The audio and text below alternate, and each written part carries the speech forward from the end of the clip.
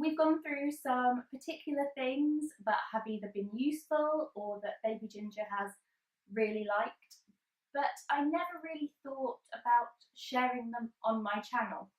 It hasn't been really up until this month, his 7th month of being on planet Earth, that he's kind of developed, I suppose, a really big part of his personality. It's obvious to see what he enjoys playing with, what he likes to eat, all different things like that. So today I am sitting down. I've got a few baby free hours, so I've actually got time to film without risk of the tripod being played with or broken. I'm going to sit down and talk you through all the things that both Eric has been loving lately and what I've been liking and what's been really useful. So grab a cup of tea, a biscuit, a glass of water, whatever. This could be a long one, and let's get into it. Let's start off with Eric's favourites for this month. In the past month or so, Eric has grown a lot in terms of his developmental stages. This past month he learned how to sit up on his own. Finally, I was so proud of him. He's crawling a lot faster, and he's now discovered that he can pull himself up mainly by using me as a human climbing frame. So a lot has been happening, and a lot has kind of changed in terms of what he likes to play with. Now, I don't know if all babies are like this, but Eric is very much a baby who will play with the toy but would rather explore the fireplace or try and climb the TV stand or crawl into the kitchen to open the drawers. There hasn't really been a toy that he's gravitated towards until, and I'll put a cutaway so you can see this properly, my parents bought him a triangle thing. I don't know the name of it, but hopefully in the screenshot that I've taken of it, you'll be able to understand what I mean. It is one of these. It's a triangle, so obviously it has 3 different sides, all with different things that Eric can flip around, that he can shake, that he can move backwards and forwards. It's quite a developmental toy because some of it takes a little bit of problem solving to figure out. He has absolutely loved playing with that. It's the first toy he's ever had where he will sit for quite an extensive amount of time. For babies, that's about what, like 5-10 minutes, and play with it and actually look like he's enjoying playing with it. So that has been a massive, massive thumbs up in terms of things that Eric likes to play with. The other thing that we've been getting a lot of use out of over the past, not just this month, but the past few months, is his activity centre. Now, I've mentioned this, I think, before, but we started Eric off in a jumperoo, and whereas that might be great for quite a lot of parents, I know it's quite a popular piece of equipment to have if you've got a baby, for me it just didn't work. It was too difficult to get him in and out of, and to be honest, it just made me feel really uncomfortable. But the activity centre has been absolutely amazing. Then I filmed a little cutaway so you see kind of what the activity centre comprises of and what I mean. It's got a chair that swivels around so he can move himself around and look at the different bits on it. It makes noises. There are things that you can bang. There are things that you can move across. I'm looking at it right now, so sorry if I'm looking off camera. There's a little plastic kind of book, I suppose, with pages that you can turn. Yeah, he just absolutely loves being in it. But he has figured out that he can push himself along in it. So whereas before you could put him in it and he'd kind of stay put but swivel himself around, now you put him down one end of the living room and 5 minutes later you'll find him in the kitchen. Obviously supervised, I wouldn't just leave him on his own, but he gets around in it like a little Tasmanian devil. He is absolutely crazy on his legs. It's just been an absolute godsend. You put him in that and he's happy because he can stand up, he can look around, it gives him a brand new perspective of things. But the thing that I love most about it, and the thing that makes it so much more one-handed friendly compared to the jumperoo, is that the seat comes out. So if I need to get Eric out, and we know the way that I lift him in and out of things like that, if I need to get him out, I don't need to worry about him getting stuck, because the seat will lift out and come with him. If his legs are at a certain angle or his foot kind of gets a bit caught, that's fine, because the seat will come out and I can still get him out safely and know that he's okay. So the last thing that I'm going to mention as part of Eric's favourites for this month is board books. Pretty much from day one, I read to Eric. I want him to have a really vivid and active imagination. I want him to be a bit like me, I suppose, and love creating stories and thinking up all these amazing fantasy lands and creatures, and just love the whole idea of storytelling and just getting really excited about creative writing and stories, and of course books. But I've kind of made a conscious effort to keep all of his nice books upstairs in his nursery for things like bedtime or nap times if he needs to just have a decent amount of sleep.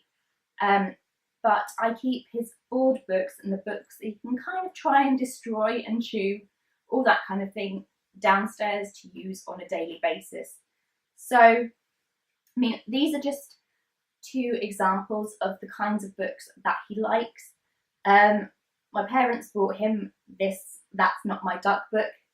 It's got lots of different touchy-feely things. It's really interactive and he really likes exploring that. He turns the pages himself. He just loves to look at it. He loves to feel the interactive bits. He likes to chew on it. It's just fantastic. And then this one I brought him from a garden centre. It's called Colours, obviously, because that's what it says on the front. And it's just a book that explores primary but also some secondary colours in a really cool and fun way. This will be great for when he's older, because we can talk about the animals and we can play kind of games, you know, trying to spot where the different things are, or me asking him to point to certain things when it comes to learning his first words. But he loves books, and he will happily sit there and not necessarily want to be read a story, but he'll want to have a book so he can turn the pages and just, we talk about it. I show him all the different kind of things, you know. In these kind of books you've got the interactive element of being able to touch the wings or the beak or the feet or whatever it is, but just being around books and looking at books and exploring books is something that he really enjoys. So now on to my mummy favourites of late, or this month, or whatever time period I'm kind of working on here. So I'm planning to do a completely separate video about this, but knowing what nappies to use from a one-handed perspective has been a little bit of a learning curve. I think I've got the hang of it now, but of course with Eric growing that all could change. In the first 6 months when he wasn't as mobile as he is now, I had a set of brands of nappies that were excellent to use, that were really good and really simple to use one-handed. Now that he doesn't want to sit still at all when his nappy is being changed, I really like I don't know the right name of these, but I can kind of explain. It's the Pampers pull-up style nappy. They've got like the flexi bit at the side. You pull them up like you would a pair of pants, and they're just really, really easy and quick and simple to use for when he's trying to flip, when he's trying to crawl away. These have been the best.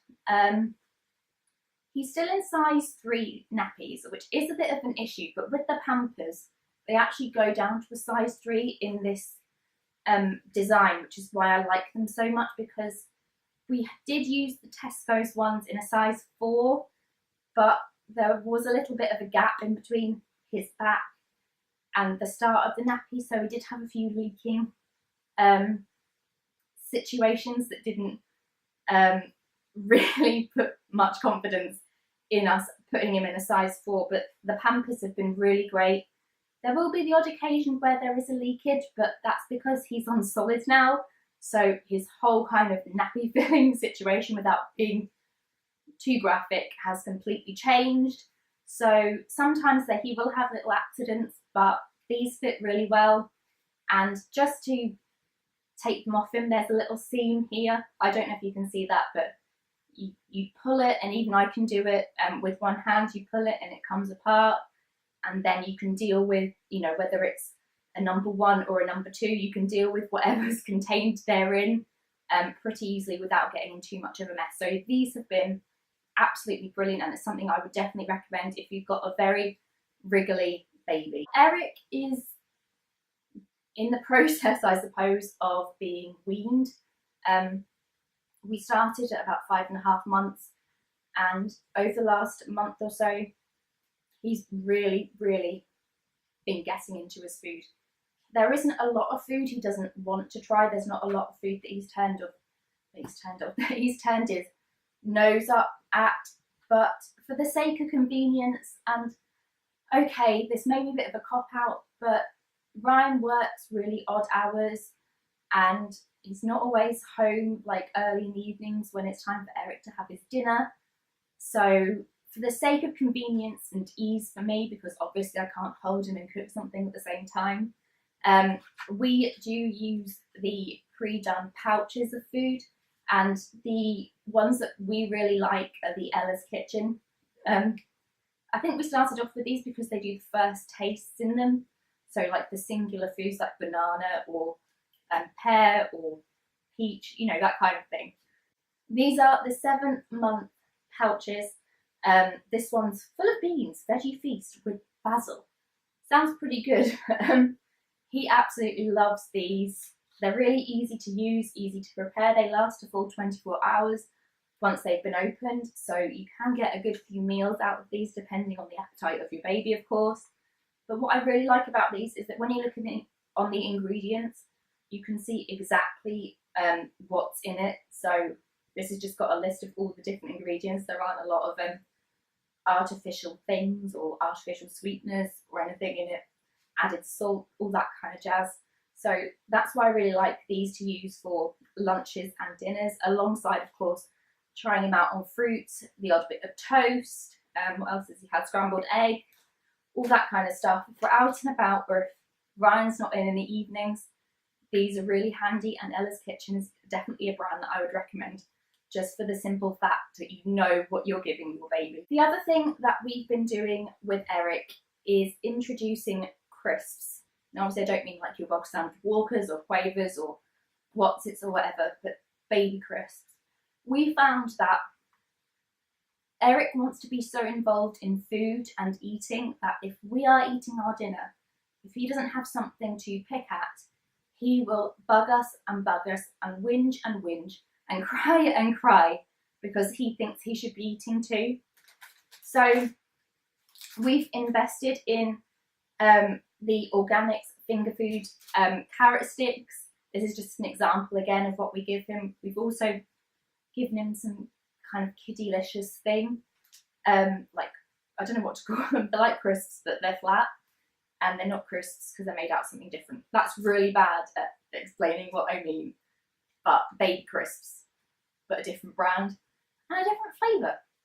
But for the sake of this video, this is the one I'm going to show you. The organics finger food carrot sticks. These are basically like Wotsit shaped, but obviously for little hands, and they are, what are they made out of? Corn?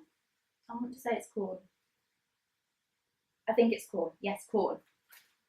Made out of corn, perfect for little fingers, and it just, you don't have to give him a lot. We give him like 3 maximum throughout our whole dinner, because they do require a lot of manipulation with his mouth. He doesn't have any teeth, so he gums at them, and then he obviously has to wait for them to melt, so a little bit goes a long way. But these are also really handy for meal times, to put in his nappy bag for a day out, just in case we stop for a coffee and a cake or something to eat.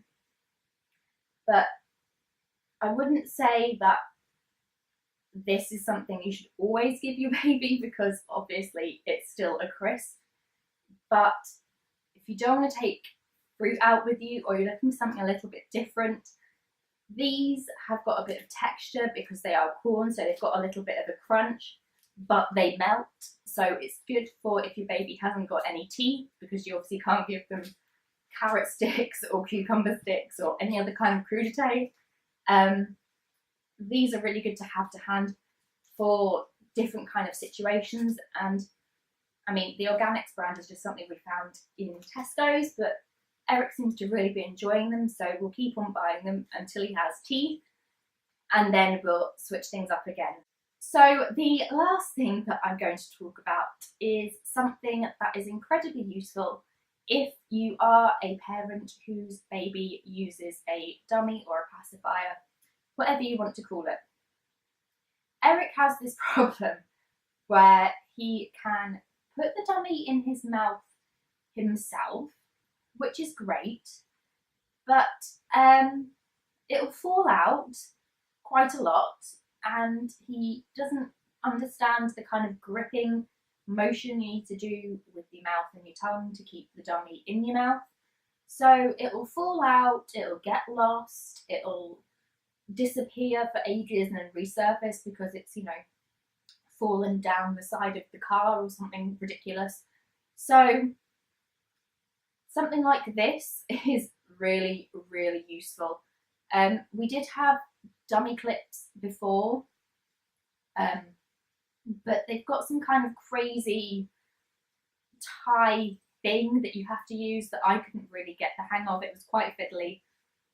So I jumped onto Amazon, good old Amazon, always ready to help you out if you're in a crisis. I jumped on Amazon and I found these ones that have got poppers. So I don't think there's a dummy to hand, but basically you slip the dummy onto this end, loop the bit of fabric, I suppose, round, and then pop it so that the dummy is nice and secure. There are two different popper options that you can use, I guess, depending on where you want to put the end of the clip in terms of your baby's clothing, or just, you know, where you think it's going to be safer, I suppose. I don't really know, but the options are there. Really easy to use. I think I got about 4 in a pack. If I can find the link to them, I'll put them in the description box, because it is definitely something that makes life a lot easier and means you can stay on track of where all the dummies that you use are, because you will go through stages where you end up with having 2 and that's it, and then, you know, if one gets lost then you're a bit screwed because you've only got one that you've got to keep safe, and that you know where it is at all times. So these are great to have in the changing bag. I keep it in a little linen box that we've got in the kitchen, so I know where they are at all times. But definitely something that has been incredibly useful in the most recent months, when Eric kind of has relied on this dummy a little bit more, because he understands if he has it, he can kind of self-soothe, I suppose. So yes, very, very useful, and a bit like unicorn poop. So I would leave the link in the description box below, because if you need these and you like the popper kind of setup, it's definitely worth investing in. So that's it for this month's Mummy Baby Favourites. I really hope you've enjoyed watching this video.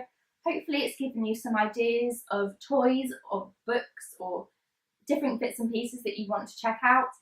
If you liked watching it, please hit the thumbs up button. I love seeing your feedback.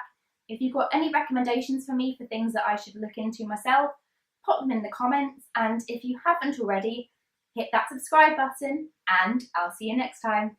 Bye!